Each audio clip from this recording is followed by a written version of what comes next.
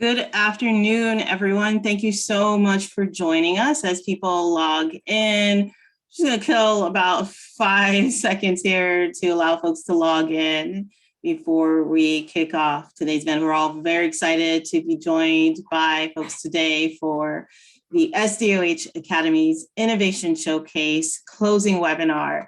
We started back in January with a process that you'll hear more about if you're now joining us. But this is our closing webinar. It was all about helping health centers build healthier communities. And we have some exciting announcements today, as well as some special guests. This is presented by the SDOH Academy faculty, and we are a group of national and training and technical assistance partners collaborating through HRSA's National Training and Technical Assistance Program to bring you this event. Let's go to the next slide. I'll go through some housekeeping as folks continue to join us today. So we know you're joining us from various places, perhaps devices as well. Everyone's joining on mute. And we're going to ask everyone to please try to utilize the Q&A function in the Zoom webinar platform. This entire session will be recorded and we'll post it as we have before on the SDOH Academy website. For any technical assistance, in the chat, you'll be able to find Scott Amico and Claire Grimble running IT and tech from Boston University School of Medicine. They've also been our partners in supporting us on the SDOH Academy. Let's go to the next slide. So I'm Bethany Hamilton. I represent the National Center for Medical Legal Partnership. The National Center is one of many faculty members, one of 18 NTAP faculty members that make up the Social Determinants of Health Academy. And you'll see represented by the various logos from our organizations, the other partners that we work with. We're very proud to walk alongside these partners in supporting health centers in their mission and mandate to support communities around the country, receive access to care and break down those barriers, those social determinants of health that get in the way of improving health. Let's go to the next slide. As mentioned before, this event is supported by the Health Resources and Services Administration of the U.S. Department of Health and Human Services. It is, for this particular event, actually co-sponsored, recently co-sponsored. So this event is both sponsored by HRSA as well as our special guest at UnitedHealthcare, and you'll hear more. Without further ado, I am going to welcome opening remarks by one of our colleagues and friends in this Social Determinants of Health Academy space, Cindy Selmy, the Executive Director, Health Outreach Partners. Cindy, all yours, and thank you. Thank you, Bethany. Good afternoon, everyone. I am Cindy Selmy from Health Outreach Partners, and I am so excited and honored to be here with you today as we move through this really exciting event. Thank you for joining us. I want to share with you just a brief review of our agenda and introduce our special guests. We're excited to share with you all the great work happening around our country at our health centers and with our health center partners that they have created and innovative to address the social determinants of health to improve the overall wellness of their communities. As Bethany said, the SDOH Academy began this journey in January as a way to spark and advance innovations that support the role of health centers in creating both individual and systemic change that addresses SDOH factors and improves the overall health of their communities. I cannot believe how far we've come. I want to thank all the folks that shared their great work and submitted their team innovations. We had fantastic submissions that I'm sure will inspire everyone who is present with us today. As I said, I just want to briefly review our agenda. We are so lucky to have two special guest speakers this afternoon who we're going to hear from shortly. First, we will welcome Tracy Orloff, Director of Strategic Partnerships in the Office of Quality Improvement from the Bureau of Primary Healthcare at HRSA. Just briefly about Tracy, she's responsible for ensuring that the Bureau of Primary Healthcare grantees and staff have access to mission-critical training and technical assistance resources to support clinical and operational quality improvement across the health center program. The services offered by her team include training and technical assistance to grantees through a national, regional, and state network of strategic partners, management, and coordination of all PCA, health center controlled network, and national training and technical assistance partner grant program activities through BPHC. Ms. Orloff has extensive experience in primary care delivery systems, quality of care, rural health, health professions, supply and distribution, and Medicaid. She has worked for the Bureau of Primary Healthcare and HRSA for 23 years. She holds a Master's of Public Health from Yale University and a Bachelor's of Business Administration from the University of California. And being from California, go Bears. After Ms. Orloff, we are very excited to have our event sponsor and special guest, Kirsten Burns-Lausch, Senior Director of Policy from UnitedHealthcare, from the Department of UnitedHealthcare Community and State. Kirsten is the Senior Director of Policy and UnitedHealthcare Division of UnitedHealthcare Group, which is a diversified health and well-being company with a mission to help people live healthier lives and help make the health system work better for everyone. In her role, Kirsten is responsible for developing strategic partnerships and promoting best practices for expanding access to care and improving the health and well-being of those served by Medicaid. Prior to joining UnitedHealthcare, Kirsten was with the National Association of Community Health Centers, where she advocated for federal and state policy changes to enhance the ability of health centers to deliver their care to nearly 30 million patients with comprehensive, high-quality care. After we hear briefly from our guest speakers, we'll get to business and we will announce our 2 runners-up, learn all about their innovations from them directly, followed by the big news, the winner of the SDOH Academy Innovation Showcase. I am so excited. And with that, I want to introduce and welcome Tracy Orloff.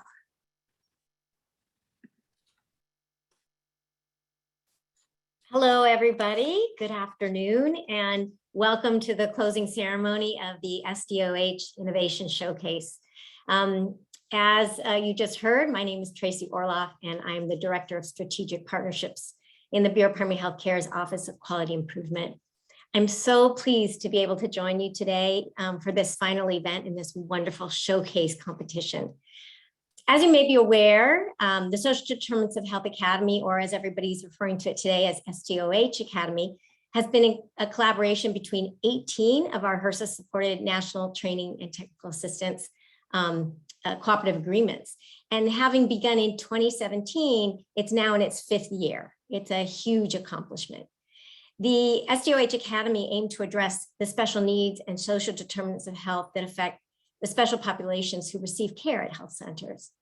The faculty has very thoughtfully created a set of foundational trainings available to all health centers, and they provide yearly topical and population-based learning collaboratives to encourage peer learning to strengthen the SDOH practices of all of its participants.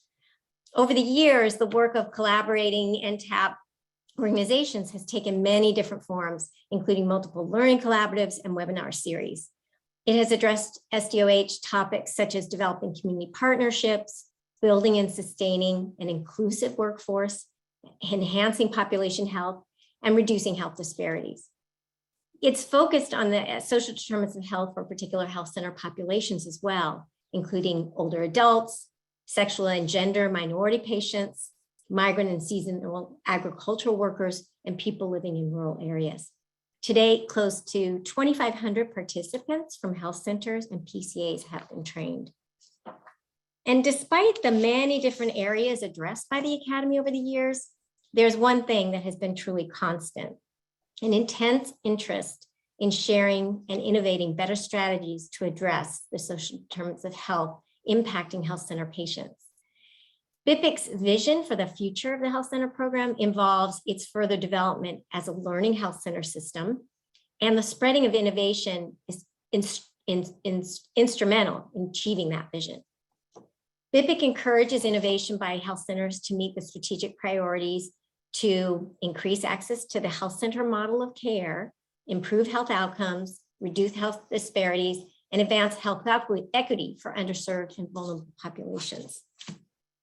BPHC's vision for innovation, we intend for it to be accomplished in 3 major areas. And so all of these together is the foundation of how we push innovation forward through the entire health center program. The first area is we've created a quality improvement fund in calendar year 2021. And that improvement fund is intended to activate innovation and to improve health and advance health equity and speed up the learning across the health center program as fast as possible. In fiscal year 22, our first quality improvement fund funding opportunity was the Optimizing Virtual Care funding opportunity. And this one-time funding will support health centers to systematically design, implement, and evaluate ways to optimize the use of virtual care into the future. So we're hoping that in the second year of the Quality Improvement Fund, which will be calendar year 2023, that we will focus on maternal health. That's our plan right now. So we're working towards that end goal. The second major area for innovation that we're working on is our prize challenges. And the prize challenges are run through a new contract initiative that works with health centers to support innovation by funding prize challenges to propose and test smaller scale innovation projects. BPHC has recently hosted a series of listening sessions to understand areas in need of innovation related to improving health outcomes by addressing social risk factors. And so prize challenge is one-time seed money to support costs for proposed innovative strategies. And then we have a third major bucket of how we continue to further and support innovation. And that's through ongoing BPHC training and technical assistance to build health center innovation capacity through our partnerships with the state and regional primary care associations, the national training and technical assistance partners, and then our health center control networks. So the Bureau is really proud to have supported and partnered with the SDOH Academy, their work since its inception. And on behalf of your partners at BPHC, I would like to congratulate all the hosts of this wonderful event for their excellent work on this showcase competition, and also to all the participants who have shared their successful strategies to improve access and quality care provided to health center patients.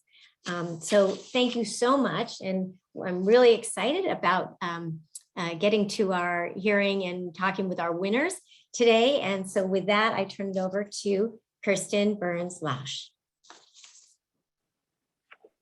Thank you, Tracy.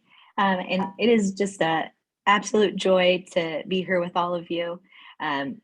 Celebrating innovative practices underway to address social barriers, advance health equity at health centers across the country. And health centers are leaders in the integration of health and social services. The community-based interventions that health centers continue to pioneer, as those we see here today, not only help to support patients and their families, but are helping to really inform the broader healthcare system. So thank you all so much for the amazing work that you're doing to support the health and well-being of your communities. I think, we at UnitedHealthcare have been fortunate. Many of our health plans have partnered with many of you at the local level.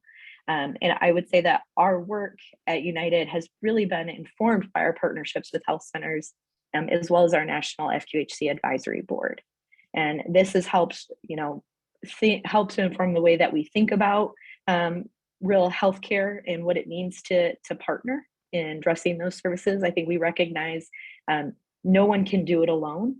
And through this work in our partnerships, I think one of the most recent examples that have kind of this work together that health centers have helped to inform is our UnitedHealthcare Catalyst initiative. And this is an effort that really looks to bring together partners from different sectors and kind of coalesce around issues that are most kind of our greatest need at a local community. And so how can we kind of leverage our collective knowledge, data to really address gaps in care and address health disparities together. And so I think one of these kind of as an initiative, you know, each collaborative looks different. And because it's reflecting the local needs of the community. And I think health centers have been, you know, instrumental in helping us to really understand that as a healthcare system of, you know, interventions really need to be informed and influenced by the community. And so we're really excited to be able to be here and to support the SDOH Academy. And I know we have a short video that kind of highlight our Catalyst initiative. And just want to thank you all so much for helping to inform our work and the way that we better serve our members. So I think we have a Jeff.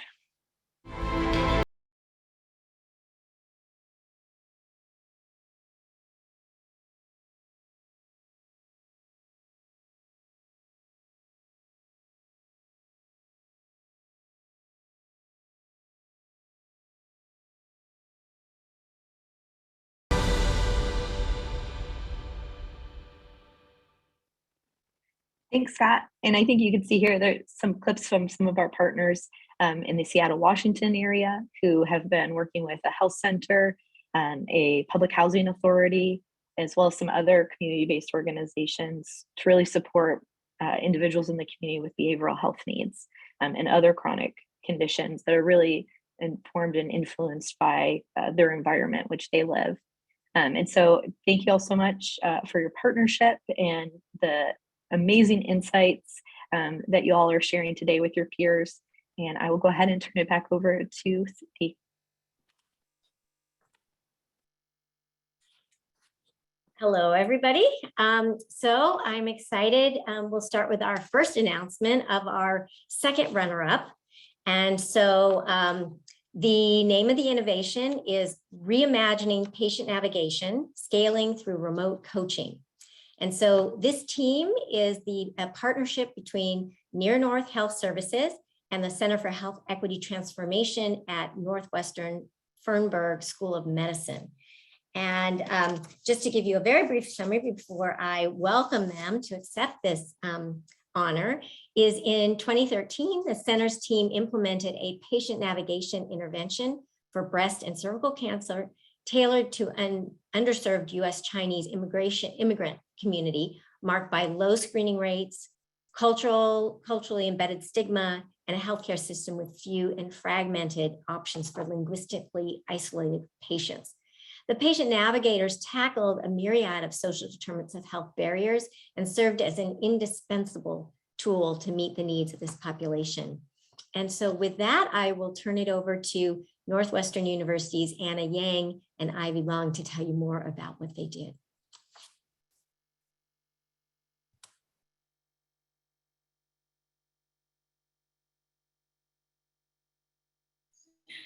Hello, everyone. Can you all see my screen all right?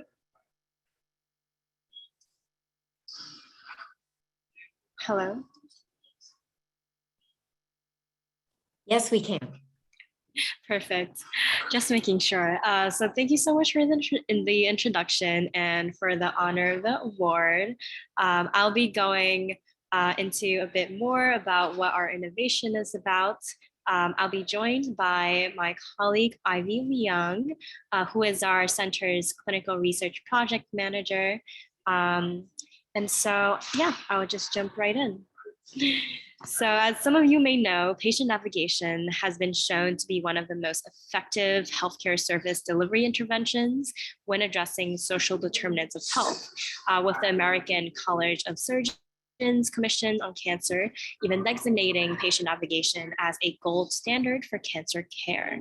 And as introduced earlier, in 2013, our team implemented a patient navigation intervention for breast and cervical cancer. And we had served a under-resourced immigrant Chinese community marked by low screening rates, stigma, and a healthcare system with few options for English limited proficiency patients. And so as a result, our patient navigators tackled a number of social determinants of health barriers and served as a really important band-aid to essentially temporarily patch up a fragmented healthcare system that was ill-prepared to meet the needs of this population. And as a result, we saw screening mammography rates double in just 2 years, and also PAP and HIV, HPV testing increased by over 160% as well. And so amongst other results, our work joined the growing body of scientific evidence demonstrating the efficacy of patient navigation in improving significantly the consistency of cancer care and our ability to resolve SDOH-related barriers amongst diverse low-income populations. But despite the clear benefits, patient navigation programs reveal themselves to be a band-aid to serious issues.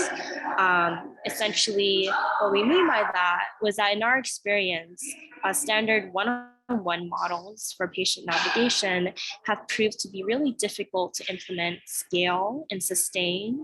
And this is not only because, one, they depend on the continued presence of navigators, but also financial resources to hire and sustain navigators are also limited, especially within already understaffed and underfunded safety net hospitals and community organizations.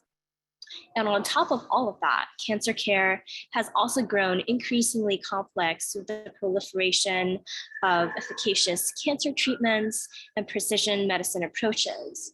And so with all of this in mind, the questions that we asked were, so how can underfunded patient navigators, many of whom typically specialize in specific cancer types, possibly scale their work to optimize patient uptake in all of these different cancer innovations?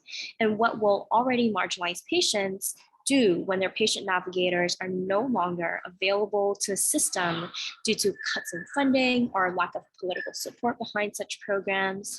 And who will be left behind? And what will that ultimately cost our communities? So these are some of the questions that we were thinking about. And we realized that it really becomes clear that while patient navigation programs are indeed effective for improving individual patient outcomes when implemented, more was needed to produce true systemic change in healthcare delivery.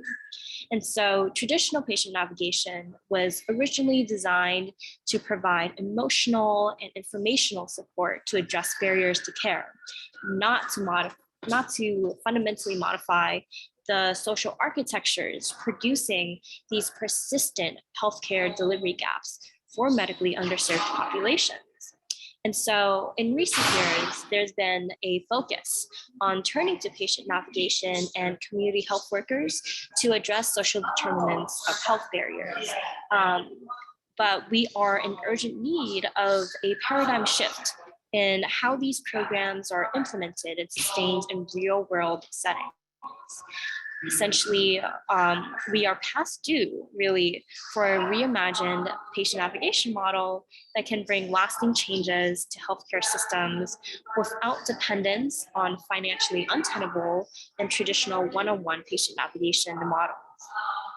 And so, to this end, we bring over a decade of experience on this front to propose a remote coaching navigation model that is centered on learning health system strategies and team-based checklists to coordinate and integrate social determinants of health-related efforts across community oncology and social service teams. In this innovative paradigm, patient navigators would essentially coach patients to navigate their health systems and to empower them to become truly autonomous advocates of their own health. And so, like community health workers, which some of you may be familiar with, patient navigators would also exist as pre-existing and integrated members of the communities that they serve, and would additionally undergo cultural sensitivity and health communications training in order to really foster those mutually trusting relationships with their patients, which is really key. And additionally, patients would be connected to community resources tailored to their needs and also be emboldened to make key inquiries regarding their treatment plans, as well as the SDOH interventions. They would be equipped with a checklist or multiple checklists of questions to ask during each appointment, and also be coached to receive subsequent coaching and next steps in their care continuum. And so remote coaching navigation also takes the traditionally patient-centered work one step further by providing key educational and culturally relevant resources for the healthcare provider team, which bridges, importantly, the healthcare gap from both sides. And because this multi-pronged navigation approach is as a result unrestricted to a single medical institution, navigators can therefore move fluidly all around the community to centrally congregate these disaggregated services that do influence and affect our patients' health. And finally, the remote design also streamlines the workflow to allow for greater efficacy to reach more patients, in addition to, importantly, having the ability to sustain program feasibility in the event of public health emergencies, such as the ongoing COVID-19 pandemic. Our navigators will utilize voice call, video call, text messaging, etc., which are platforms that are then tailored to patients. So for example, in our pilot study, we had utilized WeChat, which is a app similar to WhatsApp that is more commonly used within our population. And so our community-based approach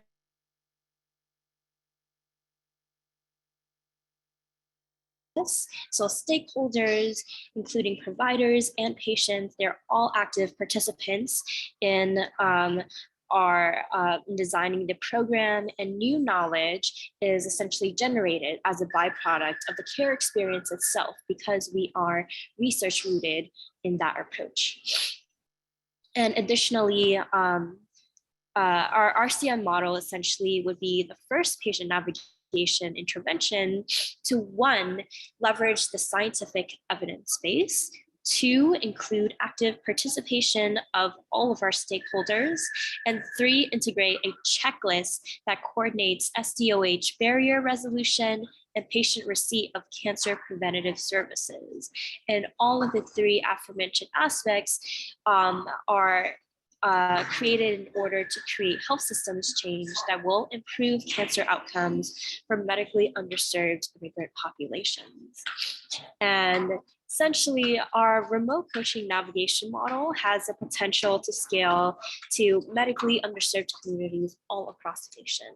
But first, we focus our prototyping on cancer care in Chicago's Chinatown community. And so amongst all Chinese living in the greater Chicago area, those of the lowest socioeconomic status reside in Chinatown, with the median income being 50% below Chicago's median.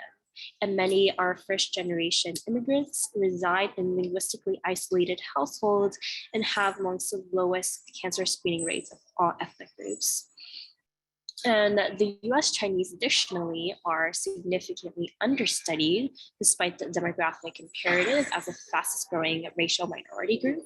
The various SDOH barriers integrated into our intervention for this pilot study include linguistic barriers, cultural differences, social stigma, the lack of insurance, lack of documentation, transportation, discrimination, housing and food insecurities, amongst others. And so because of this diverse number of barriers faced by this population, our current remote coaching navigation model can very easily be translated to other immigrant communities and for other medical conditions. And essentially, with some to end, the remote navigation coaching's potential for scalability, sustainability, and increased cost effectiveness is a really promising alternative strategy in moving the needle towards health equity. The traditional one-to-one patient navigation that has served as a band-aid to date has helped many patients, but has produced really limited health systems improvements. And our model, on the other hand, presents itself as a rare opportunity to implement a rigorous and theoretically grounded approach distinguished by critical attention design at the stakeholder level. And the potential for impact, not only in the field of community oncology, but also to profoundly improve the lives of millions across the medical sphere, really promises a new future, one step closer to true equity. And that is it. Thank you.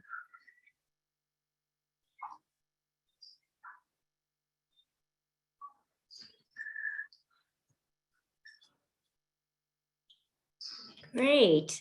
Ivy, is there anything you would like to contribute, or should I move on to the next announcement? No, thank you. I'm trying to copy and paste the answer to everyone. Oh, wonderful. Okay, fantastic. All right. Well, thank you so much for sharing all about your innovation and how much it's accomplished. It's an extraordinary success, and just kudos to you. Wonderful, wonderful job and how you've reached your community. Really excellent. The announcement of the next runner-up, our first place runner-up, is an innovation called A Promise of Hope, Education to Promote Health Equity in Hawaii.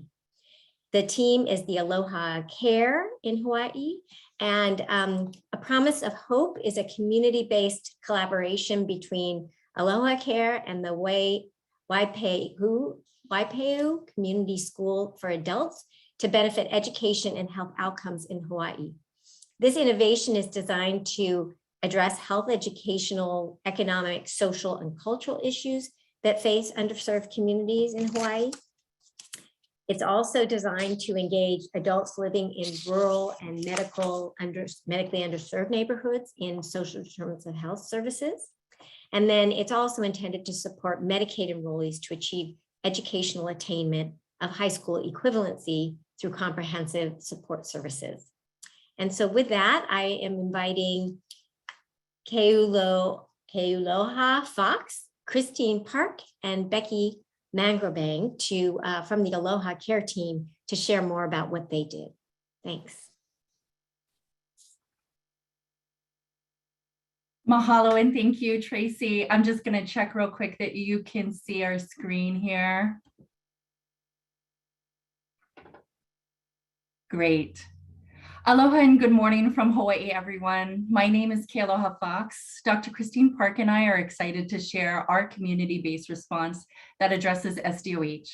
A Promise of Hope, Education to Promote Health Equity in Hawaii, is designed to strategically approach the health, economic, social, educational, and opportunities for our communities. We support youth and adults in Hawaii to achieve their educational attainment of high school equivalency through comprehensive support services. In Hawaii, we have Olelo no Eo, wise sayings that are passed from one generation to the next about acquiring knowledge, applying our teachings, and the importance of learning. Ua au Hawaii keolino ne ma lama lama is one reinforced to us growing up here. It describes how Hawaii is in an era of education. Although compulsory today, access to education remains fragmented in our islands due to factors like structural racism and economic inequality. Yet we can look to our history in Hawaii to find hope for the education of future generations. In 1824, our leaders encouraged the spread of new educational opportunities and literacy in our kingdom, documented in the proverb I share.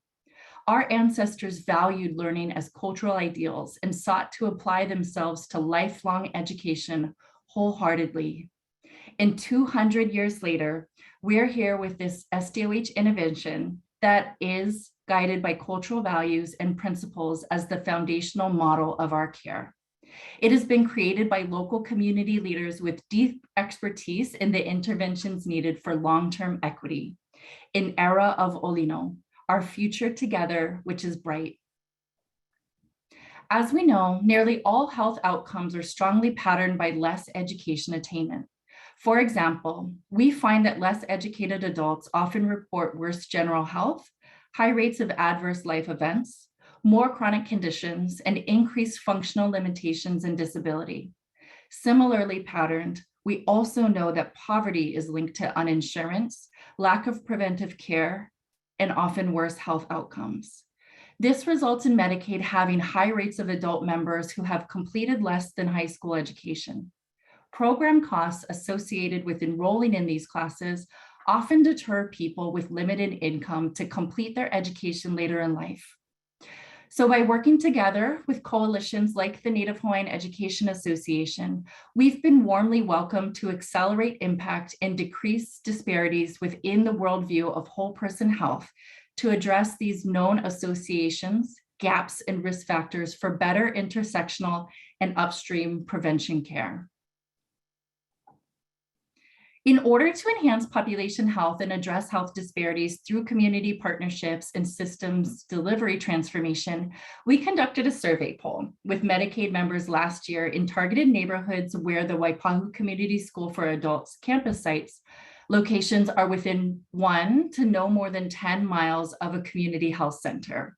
The feedback that we received from this poll was tremendous, and it allowed us to design the year 1 launch.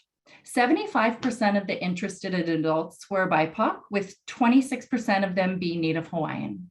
Most of the respondents live outside of the urban core of Honolulu, identified as female, and had an average age of 24 with a range between 21 and 53 years old. As community partners, we also work with 2 Native Hawaiian healthcare centers funded by HRSA within the 1 to 10 mile radius. During this survey, we also analyzed Z-code data to help us prioritize SDOH services with our FQHCs and Native Hawaiian healthcare centers. The voice from our community showed us that there was a demonstrated need for and interest in a partnership between healthcare and education. In addition to the data Dr. Fox shared, emerging data from the COVID-19 pandemic is already telling us there will be long-term and far-reaching impacts.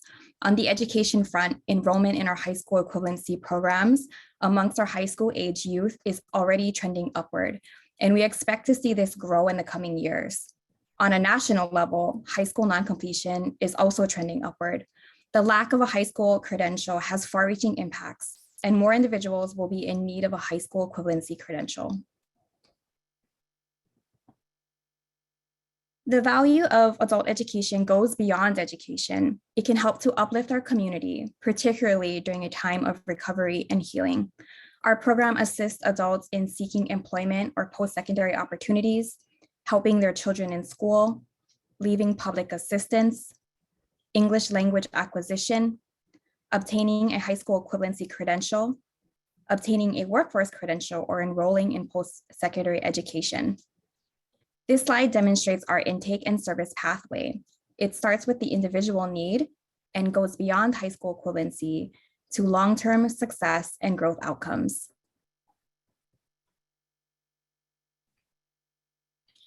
Our solution to addressing the needs of our community is to partner healthcare with education. Programs like this are needed now more than ever. Together, our education and health coordinators work to address patient needs by providing a support pathway that leads to high school equivalency obtainment.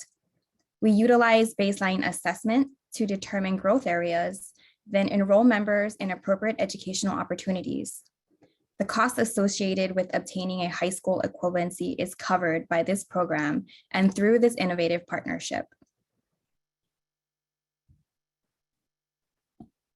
We've developed a detailed flow plan to support members along their educational journey to obtaining their high school equivalency credential. Members who are interested in earning a high school equivalency credential can contact their health coordinator, who will then make a referral to the program. Our adult education staff receive the referral and work closely with the member to enroll them in supportive classes. Both education and health coordinators support patients along the way, and our agencies work closely to monitor progress of patients and the progress of the program as a whole. Together, Aloha Care and the Waipahu Community School for Adults have created an integrative program that promotes education to improve health, well-being, and equity for adults enrolled in Hawaii's Medicaid program and our patients of health centers. This project facilitates federal to state efficiency and innovation. It maximizes public benefits through the education and health sectors and transforms the way we operationalize opportunities that benefit whole person care. A Promise of Hope is the first and only program of its kind and deepens our understanding of what community responsive interventions and intersectional best practices can look like. Our program has a triple aim to create social, clinical, and financial benefits for the enrolled students by addressing their educational, economic, social, and cultural barriers experienced in Hawaii. Together, our partnership seeks to grow competencies around SDOH data collection, validation, analysis, management, utilization, visualization, and of course, our risk stratification segmentation, where SDOH is the data-driven decision-making tool to guide our priorities forward. As we wrap up our brief innovation showcase overview, we especially wanted to thank the SDOH Academy, partners, and steering committee, and we want to mahalo our team members. Thank you to Francoise Cully-Trotman, Chief Executive Officer at Aloha Care, and Pat Ambe, Principal at Waipahu Community School for Adults. We are excited to keep expanding this program in the coming years. Should you have any questions or hope to learn more on how to replicate an intervention like this in your community, please reach out to us. Thank you again for this great honor.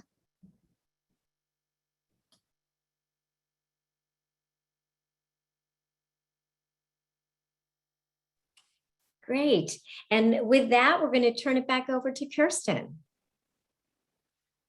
Thank you so much, Tracy. I am excited to be able to announce the winner of the 2022 SDOH Academy Innovation Showcase. And that is Kuakua Valley Clinic in Hawaii for their Hui Hawako innovation. Hui Hawako, which translates to Team Abundance, was a new arm of the organization focusing on community resiliency at the height of the pandemic. Created in 2020, Hui Hawako's immediate goal was to keep the community safe through equitable access to culturally grounded care, information, and resources. The Hui Hawako team provides wraparound care for patients, ensuring they have sufficient resources to address the challenges brought on by the pandemic. As part of the honor, UnitedHealthcare is providing Kuakalihi Valley Clinic with an award of $5,000 to continue to invest in their innovative efforts. And I would love to go ahead and turn it over to Dr. David Duroff, Dr. Megan Inanda, and Allison Ujima on there to be able to share more about their innovation. Thank you so much for that introduction. I'm so honored to be able to accept this on behalf of our team. Dr. Duroff wishes he could be here, but he's busy seeing patients. So it'll just be me today. Allison's here. She helped with creating this presentation, so I'm really grateful for her. Okay, so we're going to talk about Hui Hawako today. Next slide. And I know this is an innovation grant, and sometimes we feel like we're cheating because really we're just following our genealogy, right? So 50 years ago, when we started in the back of the valley in a renovated trailer, our staff members, who we call our super aunties, who you can see in this picture, went door to door in our community. They spoke the languages of Kalihi and really just got to know people. They learned their stories. They learned what was going on in their lives, right? And from that work, we really got to know their successes, their struggles, and their sacrifices. And that is really what led all of our work. Just like all the other programs today have shared, we're very community led. And so whether it was building a dental department or starting the first ever domestic violence shelter or starting youth programs to address gang violence, it always was co-created with our community. Okay, next slide. That said, Hui Hawako was a new arm of our clinic that started when the pandemic came. And really, we wanted to start an emergency response department almost, right? And we looked at many different things. Today, I was going to talk about our HR and staff well-being. That was a big effort. You know, we wanted to redeploy folks that couldn't work anymore, right? We had to close our dental department. And so really we got our dental department to help us with all of our SDOH work. We also wanted to keep our staff safe. You know, this was a really stressful time. And so we started cooking family meals that they could take home to their families after a long day of work. We really focused on culturally safe communications. It was a time when people were getting information from all over the place and they didn't know what was real and what they could trust. And so we wanted to really create health education materials that spoke to our community. And so that was one of the initiatives. We also did a lot of training on safety protocols. And what was exciting is that, yeah, we started off with PPE, how to wear your mask, but then we went to cultural safety trainings, right? That was really exciting for us. It was also a time where we really bumped up our resources and care, right? We started doing testing in our community. People were very skeptical about tests in the beginning. And so we went door to door to talk to people and do testing in our community in places that they felt safe in their languages, right? We also really increased the resources that were going out into our community. As we know, even though COVID was a medical issue, social determinants of health was even bigger issue for our community, right? That people were food insecure, housing insecure. And so we were able to address those issues as well. We also grew our data and research arm during this time. It was a really exciting time where we were using data in the very moment to address the person sitting in front of us, as well as using it to advocate for new programming and funding. Okay, next slide. And really, Hui Hawako was a way that all of us could work together to address community abundance and healing. Okay, next slide. And we at KKV believe health is connections. And so immediately when we were having to, our patients could no longer come to the clinic, we were figuring out how can we connect with them, right? And this is a picture of the director of our elder care program, Merlita Compton, who is one of our super aunties now. And she was the first to get on the phone and start calling our elders, right? And really they were doing SDOH check-ins and assessments with them, but it was more of a conversation. We call it talk story style of assessments, right? And the elders were crying on the phone saying, oh, thank you so much. I thought I was going to be forgotten. Thank you for remembering me. And so from that model, we grew all of our COVID outreach from that, right? And so really, even though we were trying to get information to better serve our community, the real goal was trying to build trusting relationships. And so that exchange never felt extractive, right? Because we had to do the work of overcoming stigma and fear and mistrust. And really, we wanted to protect the agency and dignity of our community, right? We never want them to feel like, oh, I have to say all my problems so that I can get this service. No, we want them to be able to share their story in the way they want to share it, right? And it was also a way that we could share data in real time. Now, once the navigators were on the phone with the patient, they would complete a form and our data team would get it right away and we could react quickly to that. Okay, next slide. And we were hearing back from the community that this style of care was working, right?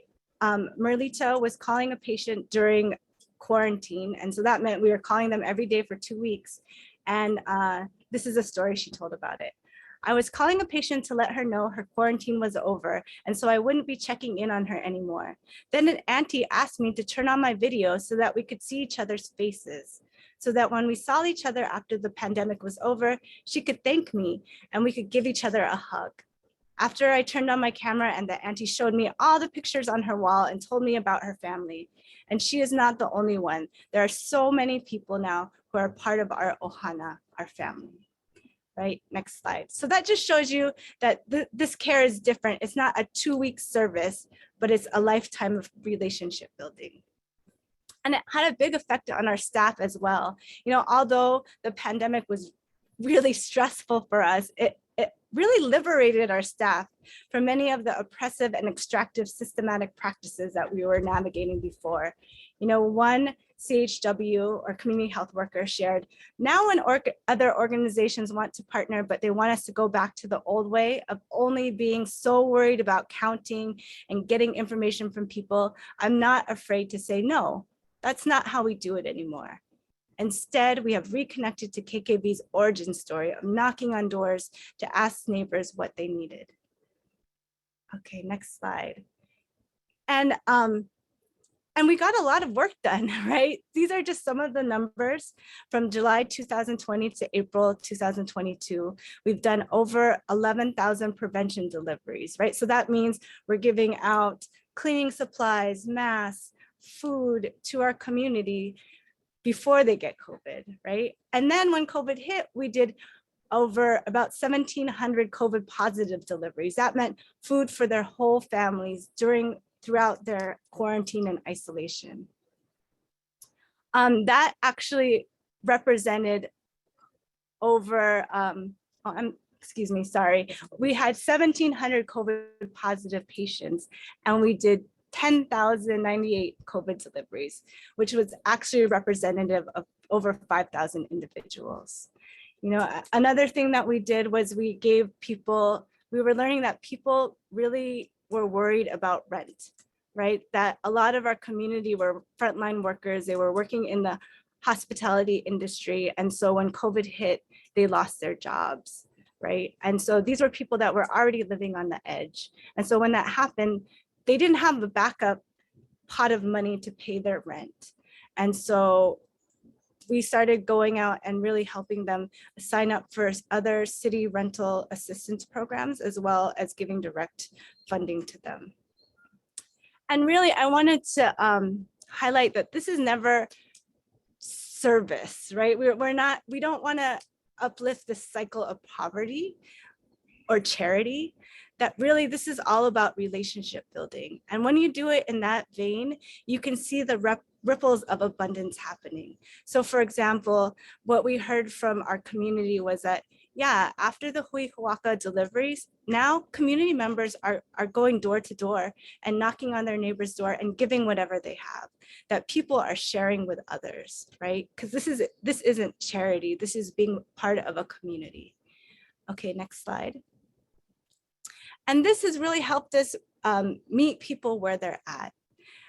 For example, we were doing one of our deliveries to one of our homeless community members, and we're giving them the food, and he was kind of grumpy, and the CHW was like, oh, how can I help you? He's like, actually, you know what I really need help with is filling out this form so I can see my new doctor at Kaiser. And it would have been so easy for them to say like, oh, actually, we don't take Kaiser, that's not our job. But they didn't. They said, okay, sir, let me help you. And so they helped him fill it out. And afterwards, he had a big smile on his face and he said, thank you. You know, I'm going to wear this mask you gave me to see my new doctor. And that could have been the end of it. But 2 weeks later, when we were doing a delivery at one of the housings, that uncle ran out and knocked on their window and they said, hey, do you remember me? You're the one that helped me with my form. You know, because I got to see my doctor, I got my health assessment done. And because of that, now I have this job as the security guard at the housing, which was so exciting, right? And so that just reminds us that we never know what a little action can have, right? That everything is our job. Nothing is not our job, right? That we really want to meet people where they're at. Okay, next slide. And so just kind of some overall takeaways for our methodology. It's all about building relationships, right? This work requires relationships because it can be scary. When you open up the story, you never know what's going to come out, right? And you don't want to feel like, oh, actually, I don't know what to do. I'm so sorry. But when you have relationships in your community, you say, oh yeah, I don't do that, but I know who can. Let me connect you with them, right? And this work also builds loving relationships. We also are always aiming at listening deeply so we can co-create, right? So we're meeting people where they're at, we're addressing what's important, and we're protecting agency and dignity. And again, I just want to say that this is functional as well as restorative, right? This is not just like some foo-foo thing that's nice to have, that we're really getting the information that we need while uplifting healing. Okay, next slide. And so this was a great quote for one of our CHWs. It says, in the true essence of why KKV started, people are being reminded that we are descendants of those super aunties that went door to door. This is our genealogy. And next slide. So mahalo for your time. Thank you so much. Wow, those were some really awesome projects. I really want to spend some time congratulating our runners up and our winners. I feel so inspired. I was actually tearing up listening to the story of the super aunties and the work being done at the KKV Health Center in Hawaii. That is just so amazing and inspiring. And congratulations for your awesome project and for winning the SDOH Academy Showcase. Also, I want to just congratulate the Center for Health Equity Transformation and Northwestern University. Your project around navigation is also inspiring, as well as Aloha Care and their work in the community. All the projects serving their communities, which also includes your team and your staff, is really, really fantastic and super inspirational for the future. On behalf of the SDOH Academy, I want to take time to say thank you to all of our participants, to HRSA and the Bureau of Primary Health Care. A special thank you to UnitedHealthcare, our sponsor for today.